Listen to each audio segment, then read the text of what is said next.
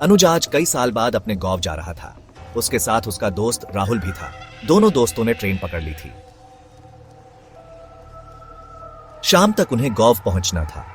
Train में खाना खाकर दोनों बातें करते करते बाहर के नजारे देख रहे थे।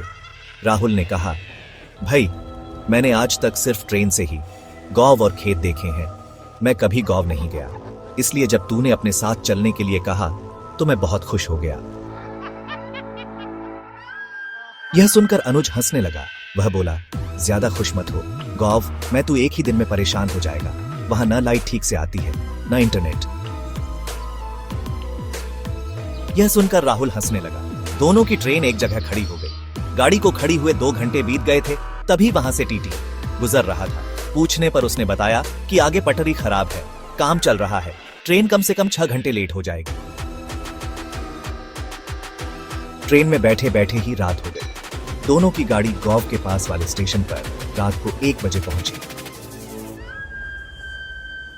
ट्रेन से उतरकर दोनों ने सवारी ढूंढने की कोशिश की, लेकिन उन्हें कोई सवारी नहीं मिली। दोनों ने पैदल ही गांव जाने का फैसला किया। स्टेशन के बाहर एक चाय वाले की दुकान थी। दोनों उसके पास गए। भैया, क्या 2 कम चाय बना दोगे? चाय वाला, लियो। हाँ हाँ, आप बैठो, मैं अभी बना देता हूं। दोनों ने चाय पीकर पैसे दिए और चलने लगे।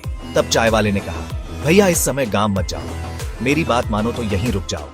रात में वहां एक नरपिशाच का आतंक रहता है। वो किसी को भी अपना शिकार बना लेता है।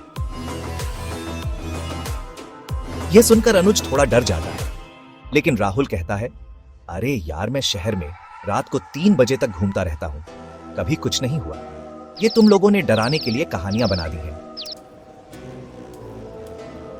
राहुल नहीं माना और दोनों चाय वाले की बात को अनसुना करके गांव की ओर चल देते हैं। सड़क से रास्ता लंबा था, इसलिए अनुज राहुल को एक छोटी पगडंडी से लेकर चल देता है। रास्ता सकरा था, इसलिए अनुज आगे और राहुल उसके पीछे चल रहा था। अनुज बीच बीच में मुड़कर राहुल को देखता और उससे बातें करते करते आगे बढ़ रहा था। राहुल भी उसकी हां में हां मिल देता था। कुछ देर बाद अनुज को लगा कि राहुल जवाब नहीं दे रहा है। उसने पीछे मुड़कर देखा तो राहुल वहां नहीं था। अनुज बड़बड़ाने लगा, हे भगवान, ये कहां गया? कहीं इधर उधर तो नहीं चला गया? जरूर पेशाब करने रुक गया होगा। वह धीरे धीरे राहुल को आवाज देने लगा, लेकिन उसे कोई उत्तर नहीं मिला। अब वह तेजी से गांव की ओर चल दिया, जिससे कि किसी को मदद के लिए बुला सके। अभी अनुज कुछ ही दूर चला था कि राहुल ने पीछे से आवाज दी, मुझे छोड़कर चल दिया अनुज, अभी तो मुझे तेरा गांव देखना है। अनुज ने पीछे मुड़कर देखा तो अंधेरे में एक साया दिखाई दिया। वह बोला, अरे राहुल कहां चला गया था यार, मैं बहुत डर गया था। कहीं नहीं, मैं बस यहीं था, चल गांव चलते हैं। अनुज ने महसूस किया कि राहुल की आवाज कुछ बदल गई है। उसने मुड़कर देखा तो राहुल की आंखें लाल थीं। अनुज ने कहा, ये तुझे क्या हुआ और तेरी आंखें लाल क्यों हो गई हैं? कुछ नहीं, बस थक गया हूं, तू चल जल्दी से। दोनों गांव पहुंचने वाले होते हैं। जैसे ही गांव शुरू होता है, वहां एक कच्चा सा लकड़ी का बड़ा सा दरवाजा था। अनुज उस दरवाजे के पास पहुंचता है। अनुज कहता है, राहुल देख, गांव आ गया। तेरी इतनी हिम्मत, तू मुझे फंसाने के लिए लाया है। अब देख मैं तेरा क्या हाल करता हूं। अनुज बोला, राहुल, ये तू क्या कह रहा है? रुक, मैं आता हूं तेरे पास। वह आगे बढ़ने लगा। तभी किसी ने उसका हाथ पकड़कर पीछे खींच लिया।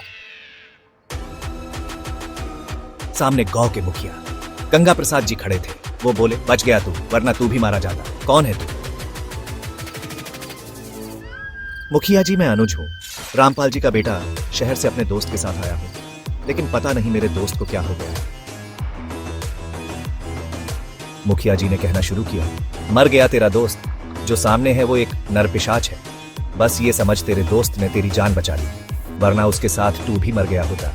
इस दरवाजे को हमने मंत्रों से बांध रखा है, इसलिए यह नरपिशाच इसके अंदर नहीं आ सकता। लेकिन मुखिया जी, वह तो सामने खड़ा है। मुखिया जी ने कहा, सामने नरपिशाच खड़ा है, वह इस दरवाजे से अंदर नहीं आ सकता। तेरे दोस्त को इसने अपना शिकार बना लिया। शुक्र मना जब इसका असर कम था, तब वह तुझे यहां तक छोड़ गया। तेरी दोस्ती के कारण उसने नरपिशाच को रोक कर रखा। अनुज ने देखा सामने राहुल रो रहा था। वह बोला, जा भाई, मुझे माफ कर दे जो मैं तुझे रात को यहां लाया। हम वहीं रुक जाते तो मैं भी बच जाता। तभी उसकी आवाज में नरपिशाच बोला, आज तो इसने तुझे बचा लिया, लेकिन कभी ना कभी तो तुझे मैं मार कर तेरा खून पीऊंगा, जैसे मैंने इसका पी लिया है। तभी राहुल नीचे गिर जाता है। मुखिया जी कहते हैं, चल यहां से, सुबह दिन निकलने पर इसकी लाश ले जाएंगे। दोनों गांव में आगे चल देते हैं। अनुज अभी भी रो रहा था। मुखिया जी उसके घर पहुंच जाते हैं। दरवाजा खटखटाते हैं। रामपाल जी बाहर आते हैं। मुखिया जी कहते हैं, भाई रामपाल, तुमने अपने बेटे को नहीं बताया कि रात को इस गांव में आना मना है। इसके दोस्त को नरपिशाच ने मार दिया। ये बच गया अपने दोस्त के कारण। रामपाल जी ने मुखिया जी को धन्यवाद दिया। फिर उन्होंने अनुज को गले लगा लिया, लेकिन अनुज गहरी खामोशी में था। उसे गहरा सदमा लगा था। वह अब केवल रो रहा था। मुखिया जी वापस लौट गए। अगले दिन सुबह राहुल की लाश को गांव में लाया गया। फिर उसका अंतिम संस्कार कर दिया गया। अनुज अब शहर नहीं जाना चाहता था। वह अब गांव में रहकर ही अपने दोस्त की मौत का बदला लेना चाहता था। अनुज बहुत परेशान था कि कैसे वो राहुल की मौत का बदला ले। वह गांव के बड़े बूढ़े लोगों से मिला। उन्होंने बताया कि गांव में एक तांत्रिक आया था। लोगों ने उसे बहुत मान सम्मान दिया। वह गांव वालों से पैसे लेता और टोने टोटकों की मदद से लोगों को उनका किसी से दुश्मनी का बदला लेने में मदद करता। इस तरह पूरा गांव एक दूसरे का दुश्मन बन गया। तब पंचायत ने इस खून खराबे को रोकने के लिए तांत्रिक को गांव से निकालने का फैसला किया। लेकिन उसने सबको बर्बाद करने की चेतावनी दी। इससे गांव वाले उससे बहुत गुस्सा हो गए। उन्होंने एक दिन तांत्रिक को जिंदा जला दिया। तब से वह नरपिशाच बनकर सबका खून पीने की फिराक में रहता है। लेकिन इसका कोई समाधान तो होगा। तभी वहां मुखिया जी आ गए। उन्होंने कहा, बेटा, गांव के हर घर ने उस तांत्रिक की वजह से किसी न किसी को खोया है। अगर हमें कोई तांत्रिक ऐसा मिल जाए जो इसे वश में करके इसकी आत्मा को मुक्त करा दे, तभी यह संभव है। अनुज अब ऐसे किसी तांत्रिक को ढूंढने लगा। क्या अनुज तांत्रिक को ढूंढ पाया? क्या तांत्रिक नरपिशाच को मुक्ति दिला पाया? यह जानेंगे कहानी के अगले भाग में।